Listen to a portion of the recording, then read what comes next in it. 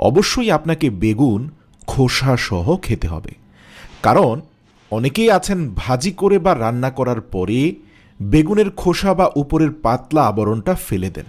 এর কারণে বেগুনের ৮০% পুষ্টিগুণ চলে যায়।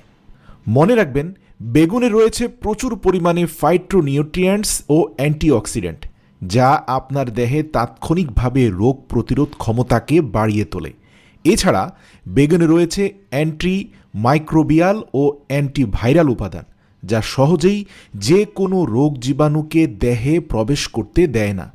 অর্থাৎ বেগুন সঠিকভাবে খাওয়া মানেই আপনার দেহের প্রতিরোধের দরজাগুলো শক্তভাবে লেগে যাওয়া। আপনি বেগুন খেলে আপনার রোগ প্রতিরোধ ক্ষমতা এতটাই বেড়ে যাবে যে বাইরে থেকে সহজে কোনো রোগ জীবাণু আপনার দেহে প্রবেশ করতে পারবে না। বেগুন খেলে আপনার আরবিসি গঠনে সহায়তা হয়, অর্থাৎ